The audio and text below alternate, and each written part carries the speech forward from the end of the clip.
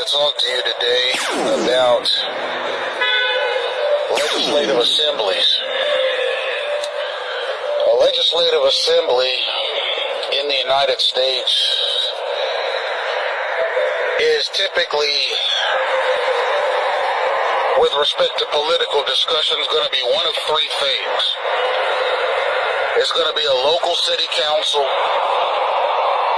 it's going to be a state legislature, or it's going to be Congress. Those are the three main legislative assemblies in the United States. There's no way on earth that city councilmen, state senators, and Congress people were fully aware of what was being unleashed on the American public when gangstalking was implemented as a national security protocol. Congress, never in anybody's wildest dreams would they have ascertained that those national security measures would manifest as gangstalking. They likely, in the aftermath of 9/11, got some 10,000-page national security bills passed across their desk, and to simply move things along, they said, we'll go ahead and just sign the whole thing. We're not going to vet it. We're not going to comb through it with a fine-tooth comb to make sure that there are no deleterious stipulations in there. We're just going to take this 10,000, 15,000 page bill, which could have really anything in it. You don't know what's in there. There could be anything in that bill. Anything. They could be literally legalizing anything in that bill, and no one reads it before ratifying it. And neither does the president. So these are not so much complaints as they are observations. I knew these things about Congress, state legislatures, and city councilmen for 15 years now. But I was never of the mindset that they had no idea the types of stuff they were passing. Now, I can understand national security. I've said it in previous videos. This country would be a lot safer if there were camera towers on every street corner. I've said that. And the United States can afford it, too. And that would eliminate the need for something like gangstalking, which is obviously an auxiliary to the Department of Justice, which again does a phenomenal job keeping this country safe. They just let something fall through the cracks into the American public, and some of the stuff is harmful. Now, it's all about checks and balances. Okay? The executive, judicial, and legislative branches of government in this country all check and balance each other. Neither is more powerful than the other in the grand scheme of things, and they share power. And there's reciprocity with respect to which one has authoritative dominion over the other. So who's here to check the gangstalking mechanism? It's unchecked. There ain't no rules to it. There's no rhyme, there's no reason. It is chaos. It is the Wild West. But, I mean, it's obviously disruptible. It's disruptible. Yeah, I mean, it's disruptible. And I've laid the blueprint on how to disrupt it. Okay? You look at me on Facebook, you will see a definitive guide to gangstalking. Okay, you read my Facebook page, you got the Bible of gangstalking right there. And it's all there for you in 30 different languages for international audiences. More on gangstalking to come.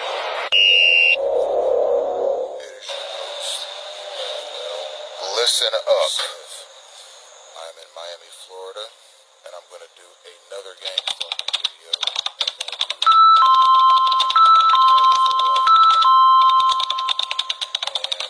The time is at hand.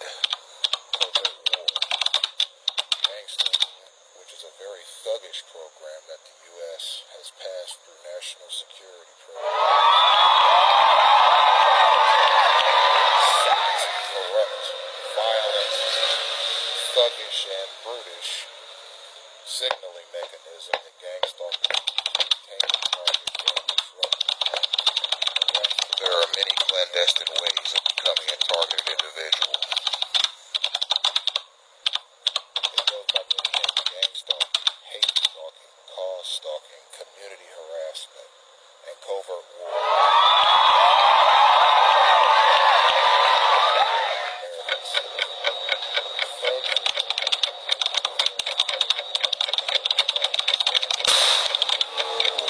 Listen to these words. They are the truth about this thuggery.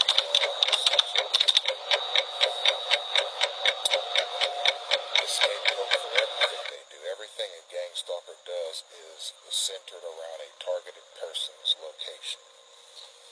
And a targeted person is marked in some way 24 hours a day. When I say marked, it means that at some point, at least once an hour every day, sometimes more than once an hour, use some sort of a signal to let other stalkers know who the mark is, basically the target, who the target is, and where they are exactly. This is done through noise. This is done through physical gestures. 10, 9, 8, 7, 6, 5, 4, 3, 2, 1. Politically minded one to put together a program like Gangstalking. Now, these signaling mechanisms are learned. I haven't experienced it. It appears learned. It appears that these stalkers teach each other how to do this stuff simply through example. Like, I'm not sure there's a class.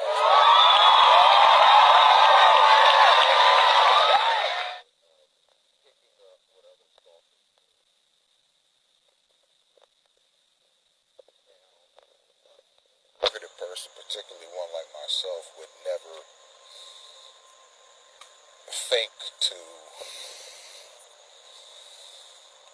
use anything like this against another person.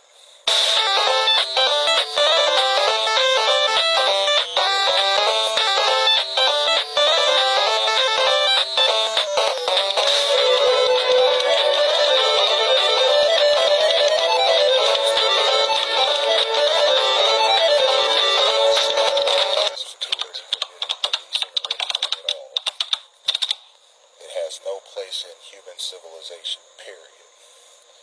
Especially not in a country that is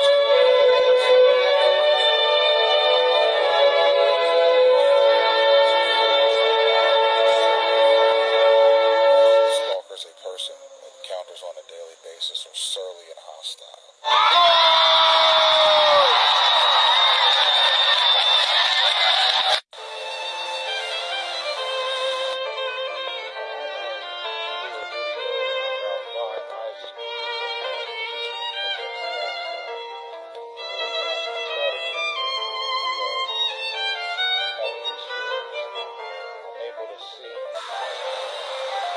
Its core protocol is disruption. Its core protocol is containment.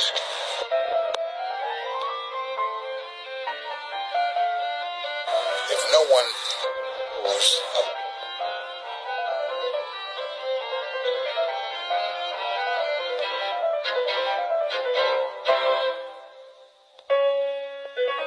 awareness, now people know what to look for.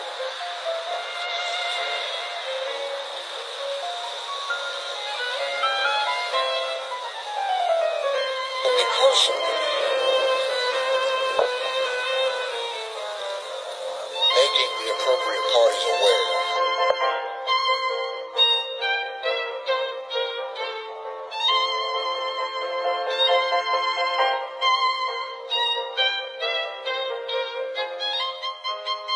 not everybody has experienced it. And from that perspective, not a lot of people can identify with what's being said, targeted persons. If you understand a targeted person's perspective, then you're going to be able to understand the program in more depth. Mentally legalized gangstalking if it accidentally implemented it as a part of a national security package. Well, now that we know of gangstalking's existence, now we know to examine national security packages. We examine these bills more closely. Then accidents like gangstalking will never happen.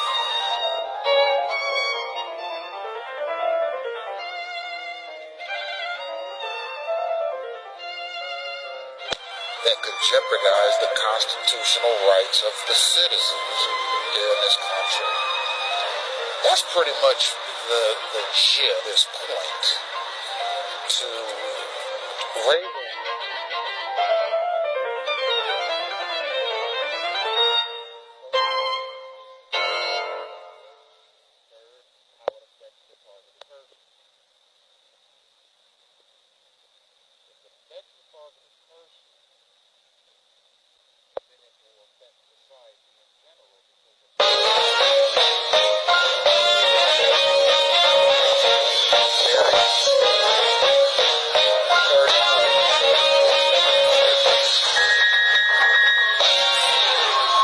types of mistakes can and will be made at the recreational level if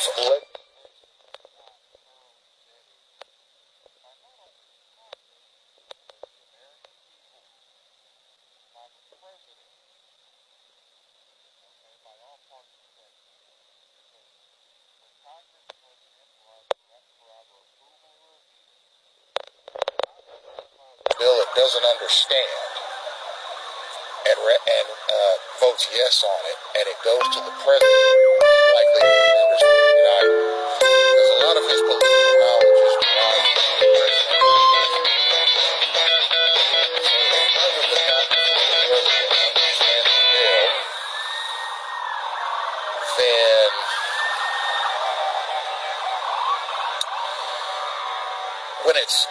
when it's approved by the president,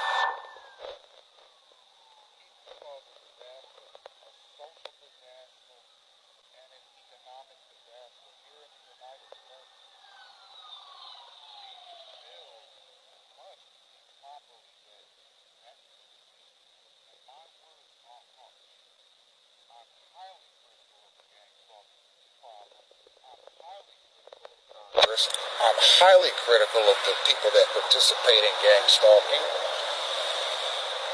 namely gang stalkers themselves. I'm highly critical. And that's because, personally, I'm highly critical of the thing. I don't see its value. All it does is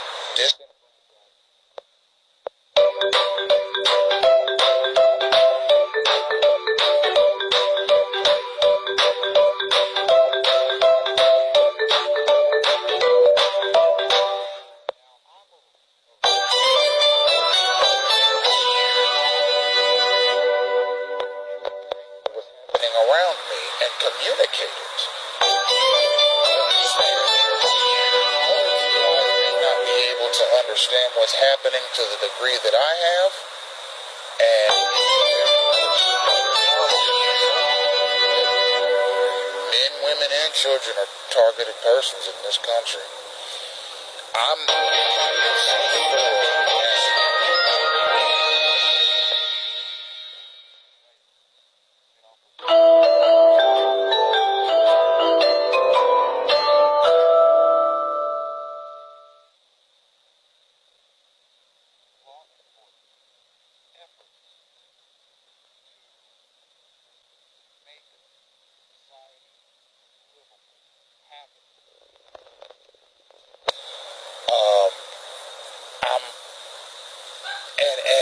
And that's at the local, state, and federal levels.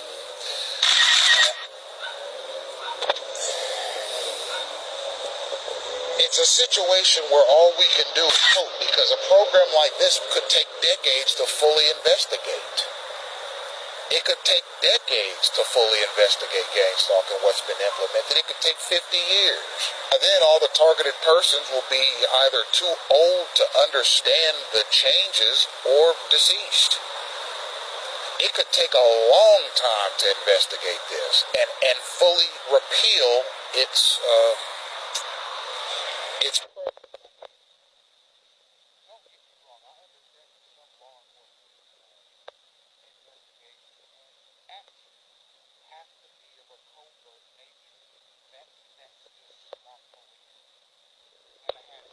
formed and marked police, and then you're going to have your know at all that they're law enforcement. That is a good way to patrol. That is a good way to patrol. That's a solid way to patrol. All of the above are actual employees of the state, and all of the above have sworn an oath of service to their department, to their state. So they're obligated to a standard of professionalism. Now, if everyday Joe Schmo type of everyday citizens are participating in a semi-policing mechanism that is unmarked, they are not wards of the state. They are not sworn law enforcers. They're simply people taking signals and acting on cues and commands. You know, a person is fairly unpredictable. And yes, of course we need stable community relations and so forth, but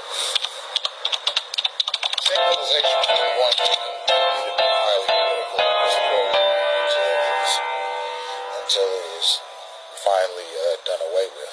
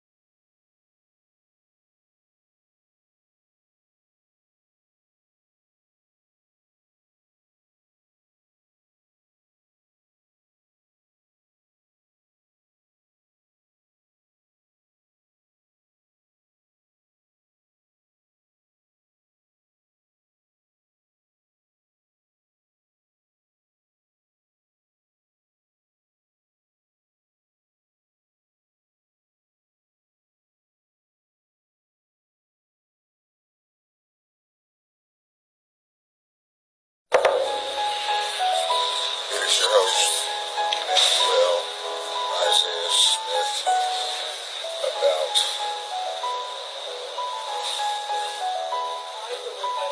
changing of the guards, or as they're referred sometimes as new orders. So at some point in the trajectory of a government, a nation, a people, the majority of the population will decide that they don't like the trajectory of the social construct in which they lived. And if they can convince enough politicians or policymakers as to why the trajectory of the social order should change, you could see radical change in a very short period of time, politically, socially, economically. These are called new orders. An example of a new order would be the end of the Romanov dynasty.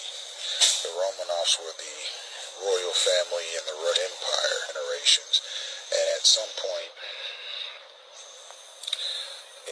either the powers that be, the people, or a combination of the powers that be and the people in Russia to remove the Romanovs from power and install a government based on the communist philosophy.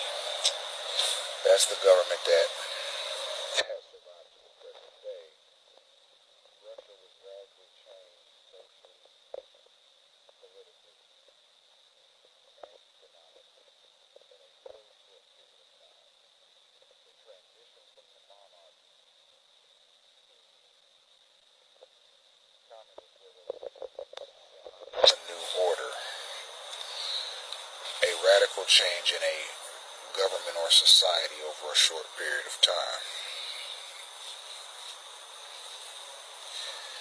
These new orders are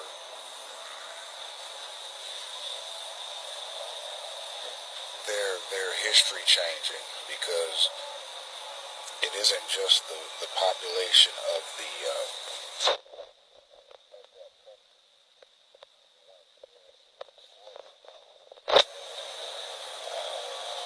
that feels the effect of it. It's every country that has any relationship with that country, period. Be it culturally, be it socially, be it economically, be it politically. It changes not only that country, but the countries around it. Now, in the United States, the new order is gangstalking. This system of signals, cues, verbal commands, vehicular maneuvers, all of these things point to a radical change in a short period of time of the behavior of the citizens in this country. And some people are plugged into the mechanism and some people are not plugged into the mechanism. The entry of a person's vital statistics into any sort of government database or other digital mechanism designating them as a threat to society without any type of habeas corpus or evidentiary process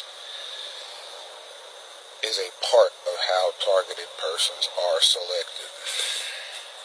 It is an unfortunate program. It is a degenerate program. It is one that threatens to undermine the Constitution if it hasn't already.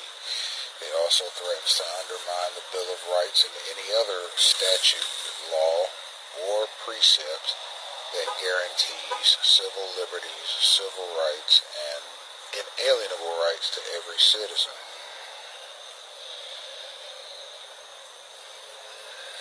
The new order in this country is disappointing because of all of the resources that it has at its disposal with respect to human capital, technology, business resources, economic resources, credit, etc., etc. You'd think that the American socio-political machine would move forward much cleaner, much classier, much more sophisticated, much more elegant, much more cognizant of constitutional rights and liberties and what that represents. However, we don't have that. We essentially have a mob rule, and this mob wants similar conditions to Jim Crow. Now, the directors of the mob want similar conditions to Jim Crow. They want people to stay to themselves, ethnically, religiously, and racially, and sociologically. They're communicating that in so many different ways, almost as if they are preparing society for the re-implementation of Jim Crow. And they're re-implementing it in an impersonal way. There are no signs up that says no people of this particular socioeconomic demographic can come into this store, this restaurant. But if a person that goes into that store or restaurant does not fit the socioeconomic or demographic mold of the type of customer that they want in that store, that person might experience gang stalking or community harassment or some other mechanism that's tied to these programs and protocols and so forth that I've been talking about for been about 8 years now. So regardless of whether or not the Congress of the United States acknowledges the gangstalking mechanism, the mob rule mechanism, the synchronization mechanism, the signaling mechanism, it doesn't mean that it is not in actuality functioning and moving, not only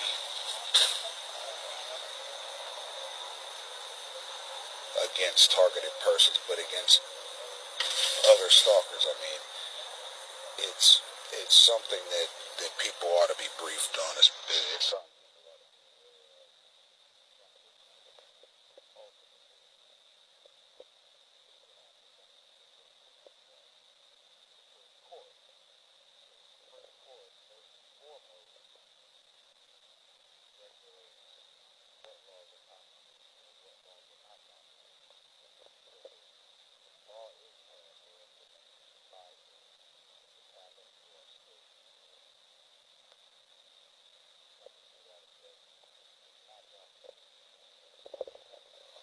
The Supreme Court will evaluate it and see if it's constitutional or not. But one thing that I've learned about the United States of America is this: it is willing to be wrong or be erroneous with respect to this program if it keeps the greater community safe. That's part of what this is. It's sort of a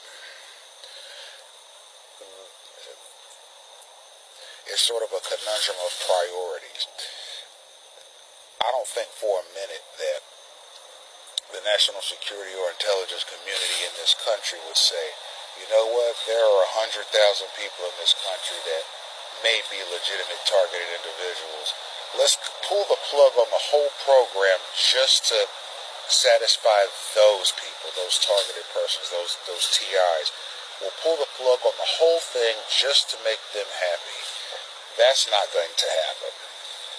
They would actually rather see all 100,000 of the targeted individuals perish in the program so that they can collect the data concerning what they experienced and how they reacted to it. They believe that that data can help them implement similar programs in the future or understand people better, quite frankly. So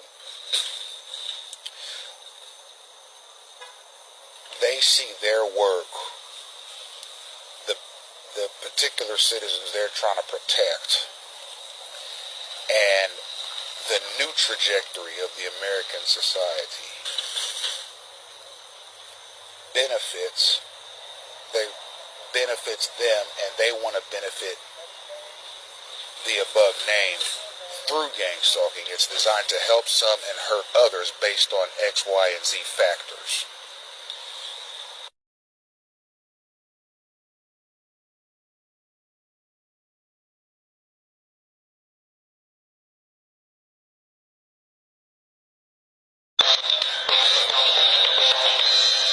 Host E.I. Smith, and I want to say a word tonight about intentional disease spreading, which is an actual thing here in the United States. Now, I'm not talking about a situation where some criminally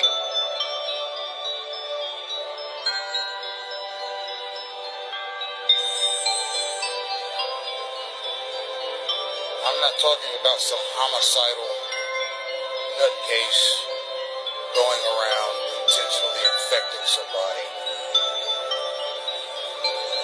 as a part of a vigilante mission. I'm talking about orchestrated, staged, federally derived instances of a diseased person being signaled to a person's location with the intent of infecting that person. Now, I'm getting ready to move to a new location because a stalker just walked up as I was talking, obviously on some signal, and sat down trying to listen to what I'm talking about so he can go tell his henchmen later what I'm saying. be it on a phone or in a video. They don't know what I'm doing. They just hear me talking. So, you could take a psychopathic, degenerate nutcase who wants to go around and inflict diseases on as many people as he possibly can before he's caught, and dealt with.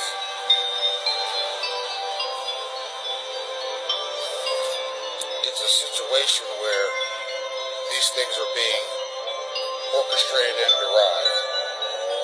And the question you might ask yourself is, do American federal auxiliaries participate in these types of activities? The answer is unequivocally yes. And I see it on a daily basis. You got guys being flagged using a system of signals, and then a number of human waste baskets accept missions to find whoever the target is, even though this diseased U.S. citizen doesn't know that person, and walk up to that person and using any number of bodily functions, including sneezes, coughs, yawns,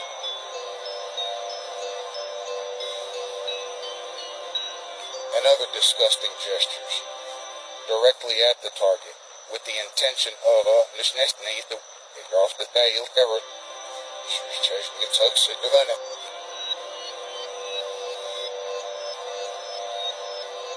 snart sagt sin skruv, hvis det snart fyller på meningen is we sure that is the phone.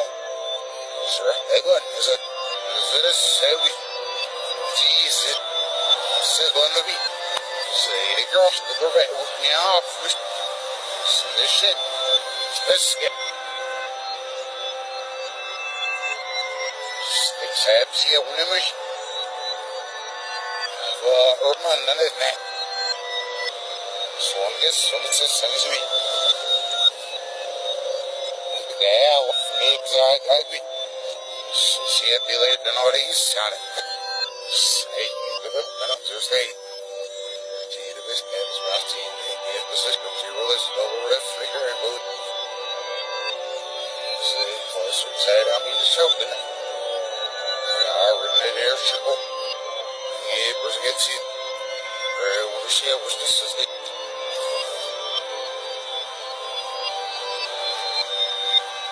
Like that.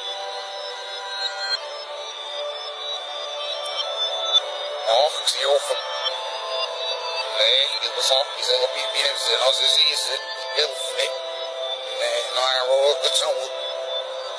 Shit, dan er is dit de kassa, guess the green was. Oh, you raise it again, you would, I don't want whatever you did, but it burn off, I don't. Yes, I don't.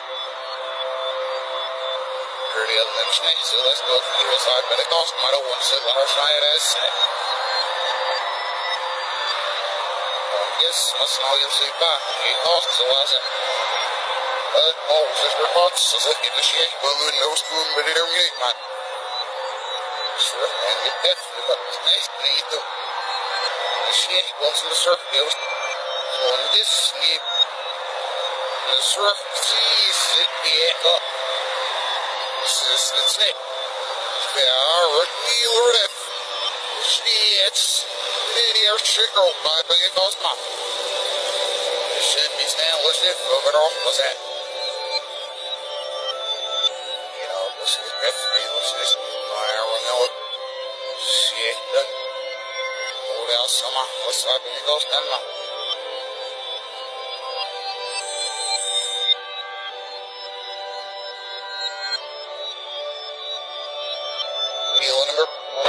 Yeah, was this Pentecost Denmark? Sketch that I mean there you have. Oh shit.